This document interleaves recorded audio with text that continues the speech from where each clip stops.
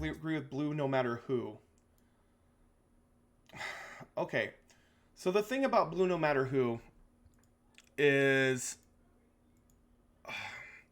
it's almost a loaded question because you only have two choices.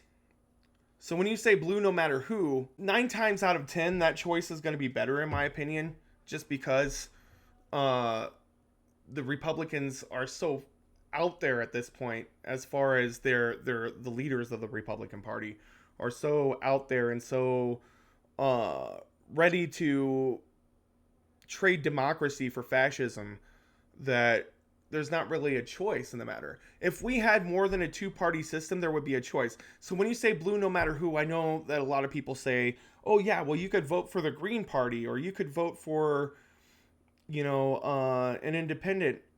But honestly, if you're especially if you're in a purple state, which, we're in a purple city, but if you're in a purple state where it could go either blue or red, voting for a third party in the system that we have, the way it is today, is throwing away your vote. Period. Because there's no way uh, in this society that they will even allow someone like that to be put through. I mean, even with Bernie's not, he registered as Democrat when he was running.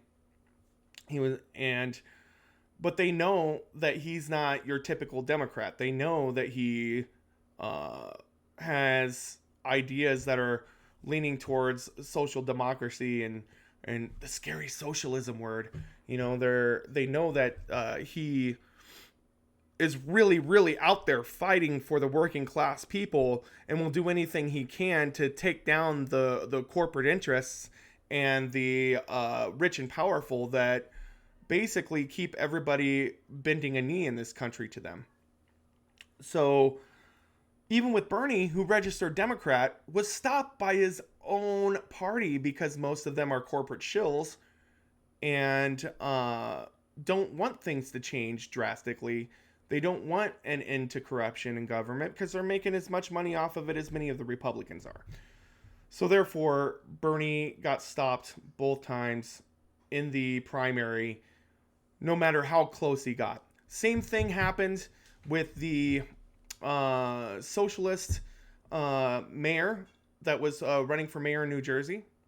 She won the election, the primary against the opponent, and then the opponent ran anyways, even though independently, even though she won the primary and ended up winning because he had backed by corporate interests and things like that. Same thing happened to Nina Turner in Ohio. In Ohio, she was winning by a large margin, and then the Republicans, not only Republicans but corporate Democrats and Republicans and corporate interests and many other groups that are corrupt, decided that they were going to fight on behalf of Nina's opponent and started a smear campaign against Nina, saying that she was for the exact things that she was against, and ended up convincing the masses to change their vote. And basically, she won by the opponent won by a small margin. And this continues to happen. We not only do that in our country, but if we see that there's progressives winning in other countries, we'll start a coup or a regime change war in other countries to prevent anything but capitalism or anything from our idea of how the world should work from getting through and making any headway. That's typically how things work. And with our two-party system, there's real no way to get through that. I really think that there is a way to get through that. There are methods which we can use to get through that, but they're never going to pass through Congress the way that things are right now. We need people, we need leaders in the Democratic Party itself. We need to infiltrate the Democratic Party and change things from the inside, as well as fight from the outside in the grassroots with protests and things like that. Because the way things stand right now, nobody's going to vote to get rid of the filibuster. Nobody's going to vote for ranked choice voting. Nobody's going to vote to raise the minimum wage. Nobody's going to vote for Build Back Better, because we're split down the middle, first of all. So one or two Democrats that are basically Republicans can stop the whole agenda from happening. And then we're back to square one with the Republicans in charge, because people get pissed off that the Democrats are in office and not doing anything, that they can't get anything done because they don't have any fight in them, because they don't really want anything done. They want a status quo. The Republicans want things to go more and more towards the right, but at least in generally, the Democratic Party doesn't want things to move. They want, you know, it's like even with Joe Biden, he was talking about we need to get back to normalcy. We haven't had normalcy in this country since before the Reagan era.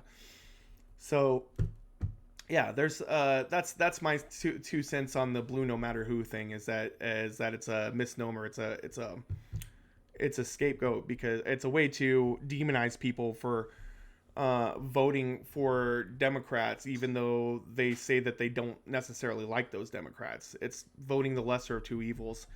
It seems divisive. There's great candidates on both sides. Voting mix doesn't work. Not a problem. Oh, so I just out of curiosity, I'd like to know who you think is a good Republican, who's on the right that you think would work for the people in general. Yeah, you need to dig on that one. Yeah, there's few and far between. I think there's people who will every once in a while vote their conscience when they see the country coming to such a turmoil that it may end the country, like Liz Cheney, for instance. But she's not a good person. Mitt Romney's not a good person. So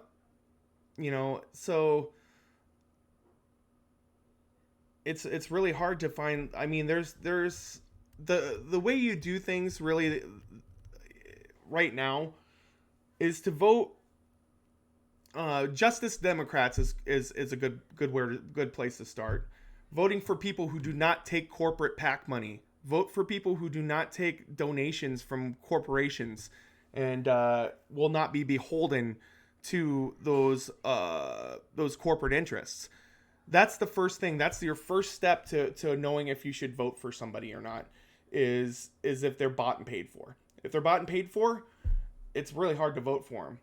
And if both options, since there's only a two-party system in this country, if both options are bought and paid for, you vote for the person you think's most going to vote their conscience instead of for their own interests or for the interests of their donors.